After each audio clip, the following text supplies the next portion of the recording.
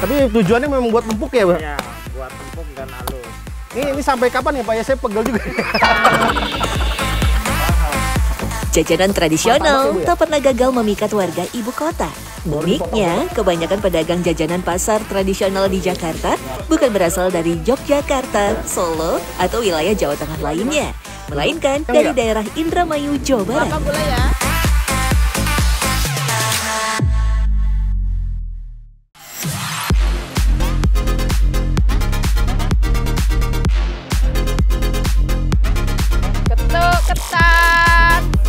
Cenil, getuk, tiwul, dan jajanan jadul lainnya masih eksis dan banyak diburu para pecinta kuliner. Biasanya mereka berjualan hanya di pagi hari saja, mulai dari pukul 5 sampai 10 pagi. Ada yang mangkal di tempat keramaian, ada juga yang keliling. Salah satunya Tika, perempuan asal Indramayu yang sudah 10 tahun berjualan aneka jajanan pasar. Dengan bakulan plastik, ia berkeliling di sekitar Roxy, Tanah Abang, sampai mangkal di stasiun Mangga Besar, Jakarta Pusat. Dulu katanya jualannya sebelum di stasiun di mana, Bu? Di pasar. Nah, kenapa nggak di pasar lagi jualan? Kan ramai juga tuh.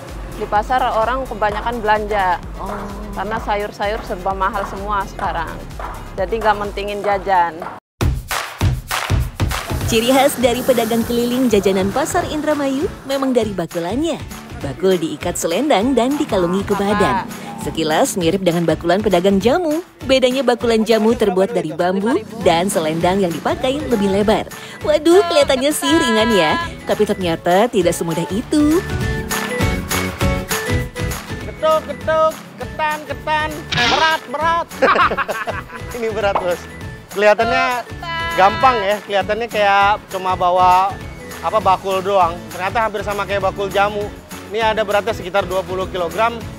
Lumayan, dia ngikatnya pakai selendang begini ke leher. Jadi kalau misalkan kita bawa kayak gini lama-lama, nanti jadinya sengklek. Kalau lengkap lagi mungkin 25 kg. Cuman ini aja udah berat. Untung nggak banyak-banyak ah. Ketok, ketok. Tak hanya di stasiun Mangga Besar saja, pedagang jajanan tradisional Indramayu menyebar di stasiun Gondang Dia, Pasar Minggu, Tanah Abang, dan juga sekitar stasiun Manggarai. Dalam satu bakul, ada sekitar 6-9 jenis jajanan pasar. Dengan ukuran yang sudah disesuaikan agar muat dalam satu wadah. Harusnya totalnya berapa sih, Bu? Kalau misalkan di wadah yang aslinya berapa totalnya? 10, 11 juga bisa. Cuma kita nggak bikin. Yang nggak ada di sini apa? Gatot, dongkal, yang nggak ada. Oh gitu ya. Berbeda dengan pedagang yang mangkal. Tentu jenisnya lebih banyak dan porsinya pun lebih besar. Soal harga masih ramah di kantong, dari Rp5.000 sampai Rp15.000. Nah, dalam satu porsi bisa pilih 3-6 jajanan pasar sesuai selera. Untuk topping nggak kalah penting, wajib ada parutan kelapa, gula pasir, dan gula merah. Alasnya harus pakai daun pisang biar nggak lengket. Nah, dalam satu porsi biasanya ada ketan hitam, lalu ada ketan putih, ini yang bikin beda karena dia ada kacangnya tuh bisa dilihat. Lalu ada getuk hitam atau kalau di Indramayu namanya geblok. Ada juga getuk biasa, ini dari singkong. Ada cenil. Lalu yang nggak boleh ketinggalan adalah cemong. Nah, ini cemong ini unik karena terbuat dari parutan singkong dan garam. Hanya dua bahan itu diaduk lalu dijadi satu, jadi akhirnya cemong. Tapi kalau ditumbuk, jadinya getuk. Nah, unik kan? Jadi satu bahan bisa beraneka macam makanan atau kue ya. Ternyata, para pedagang kebanyakan tinggal di kawasan yang sama, yaitu daerah Petamburan, Kecamatan Tanah Abang, Jakarta Pusat. Banyak masyarakat Indramayu yang merantau dan tinggal di Rusun Petamburan. Profesinya pun beraneka macam, ada pedagang gorengan, sepoteng, dan yang paling banyak adalah pedagang jajanan pasar seperti cenil, getuk, lupis, dan klepon. Salah satunya pasangan suami istri Karsita dan Tika. Karena mencari ladang ini rezeki ini susah. Kalau kita ngelamar pabrik-pabrik kita harus ngandalin ijazah. Kalau ini kan kita belajar turun-menurun dari nenek moyang kita. Jadi ada yang ngajarin ya, dari orang tua kayak gitu. Ya. Terus sama satu ini belajar dari mana waktu itu bikin ini tuh? Ya orang tua kami, nenek moyangnya ya nggak tahu dari mana, mungkin dari Jawa juga atau asalnya dari Kudi dulu kan. Akhirnya kita mencoba, akhirnya kita berdiri sendiri wirausaha kan.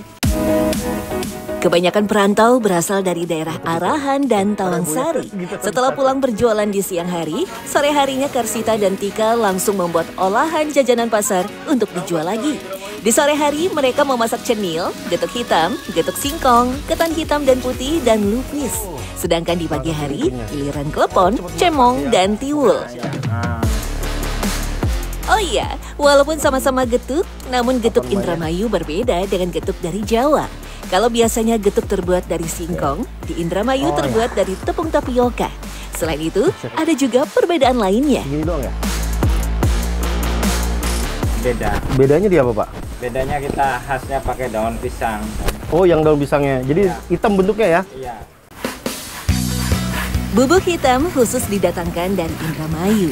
Bubuk hitam 100% alami karena terbuat dari daun pisang yang dibakar, kemudian ditumbuk dan dikeringkan. Takarannya jangan terlalu banyak, karena kalau sudah dicampur tepung tapioka plus air panas, warna adonan auto hitam. Di Indramayu sendiri, getuk hitam biasa disebut geblok ireng. Pada proses penumbukan, menggunakan alu kayu yang ujungnya dilapisi plastik agar tidak lengket. Dan dia emang harus ditumbuk gini ya setelah matang. Fungsinya buat apa, Mas, ditumbuk? Biar halus. Biar halus, biar pantas kan kita untuk melihat. Kan kalau kita sajiannya tidak menarik kan, mana orang mau beli Iya kan? bener. Tapi tujuannya memang buat empuk ya, Pak? Iya, buat empuk dan halus. Oh, gitu ya. Ini sampai kapan ya, Pak? Ya saya pegel juga. Getuk. Tidak hanya getuk hitam saja, Karsita juga membuat getuk Jawa Tengah yang terbuat dari singkong dan gula merah. Singkong yang dipakai jenis singkong putih atau ketan yang memiliki daging tebal dan warnanya putih. Singkong tidak dipotong dan dikukus, melainkan hanya diparut, lalu ditambahkan sedikit garam dan gula merah. Mas, ini kenapa getuk ini harus diparut? Kan biasanya getuk kan langsung aja ditumbuk, dipotong-potong tumbuk. Kan biar mudah, kita numbuknya mudah, terus kita bisa mengurangi gulanya kan nggak terlalu banyak. Kalau kita nggak dipotong-potong nih, pakainya diparut, kita nggak habis setengah kilo. Oh gitu. Ya, kalau kita nggak diparut, kita langsung potong-potong, kita kukus, kita tumbuk, itu habis setengah kilo. Kalau kita Gulanya? iya bikinnya 2 kilo singkong tuh. Gula merah ya? Iya, gula merah. Jadi bagusan emang diparut gini ya? Iya.